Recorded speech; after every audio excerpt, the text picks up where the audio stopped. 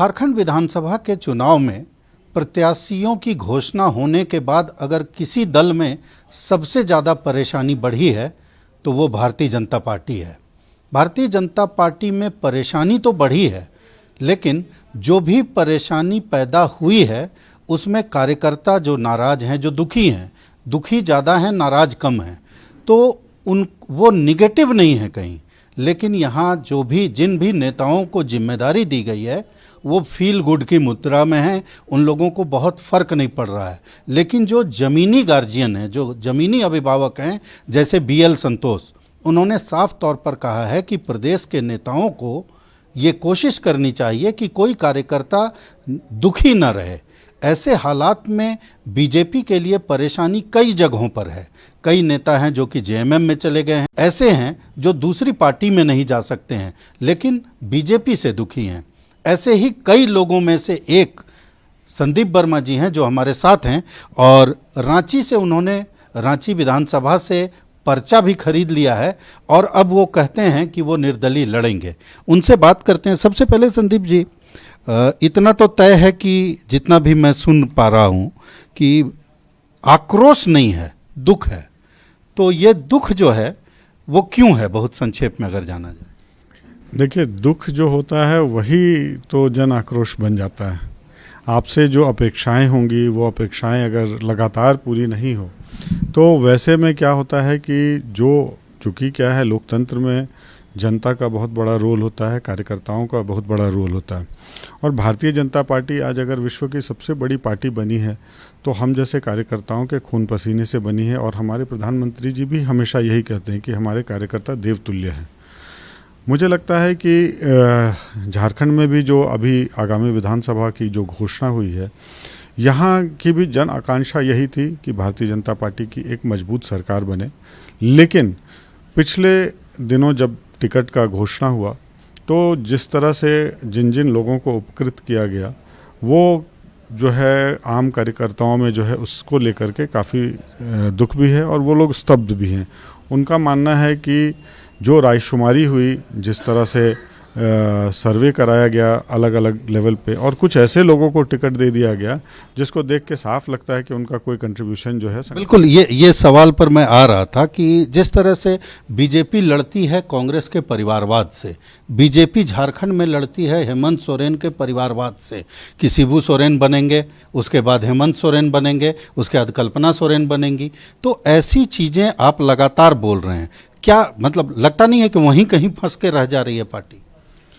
देखिए, ये तो जो लोग निर्णायक होते हैं उनको इसका चिंता करना चाहिए। और मुझे लगता है कि मैंने इसीलिए ये सवाल उठाया कि पार्टी विद द डिफरेंस जो है वो बीजेपी है और आइडियोलॉजी से पार्टी चलती है।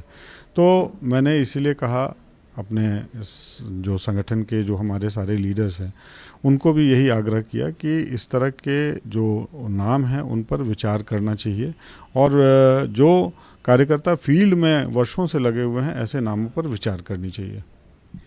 एक महत्वपूर्ण सवाल ये उठता है कि ततः किम, अब क्या होगा? क्योंकि राजनीति क्या, जीवन में महत्वाकांक्षा होती है। लोग एक टारगेट लेकर के चलते हैं, राजनीति कर रहा है तो टारगेट होता है।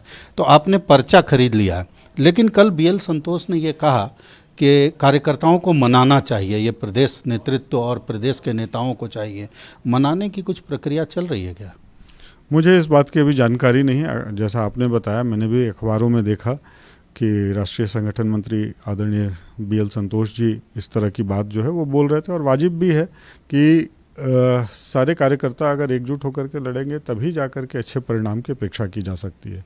लेकिन जहाँ तक रांची का सवाल है, मुझे लगता है कि रांची में भी नेतृत्व परिवर्तन जो है, यहाँ पर जो चेहरा है, आम लोगों में लंबे समय से हमने देखा था कि वो लोग चर्चा यही करते थे कि 6 टर्म हो गया, जो अभी हमारे सिटिंग विधायक हैं आदरणीय श्री CP सिंह जी, उनको परिवर्तन करना चाहिए।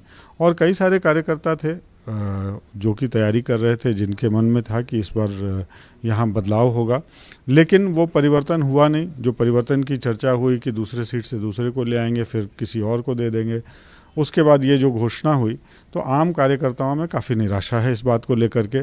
और निराशा का कारण ये है कि 28 वर्ष काफ़ी लंबा समय होता है। आदरणीय सीपी सिंह जी 28 वर्षों में उनसे कौन सा ऐसा काम रह गया जो कि अगले 5 वर्षों में वो इसको पूरा कर लेंगे। तो ये लंबा समय अगर रांची की जनता जो बेसिक नीड्स है उससे अगर जूझ रही है, आप सड़क पे चलेंगे तो देखिएगा यातायात का जो व्यवस्था है कितनी कठिनाई होती है। ये जो यातायात की कठिनाई होती है, आप जब गर्मी के दिनों में देखेंगे तो रांची जैसे जगह में पानी को लेकर के घंटों जो है लंबी लाइन लगाते हैं लोग। उसके अलावे खूब गर्मी अगर पड़ती है तो जो पावर का यहाँ कट होता है, जिस तरह से हम लोग स्मार्ट सिटी बनाने की बात करते हैं लेकिन रांची में ब्लैकआउट हो जाता है कई एक बार। इस तरह की कई समस्याएं हैं, स्वास्थ्य हो, शिक्षा हो, हर तरह की समस्याएं यहाँ पर। आप सीवरेज सिस्टम को देख लें तो ये तमाम चीज़ें हैं जो कि आज भी लोग जो है, पूरा देश जो है आगे बढ़ रहा है लेकिन रांची को जिस गति से आगे बढ़ना चाहिए वो विज़न नहीं है।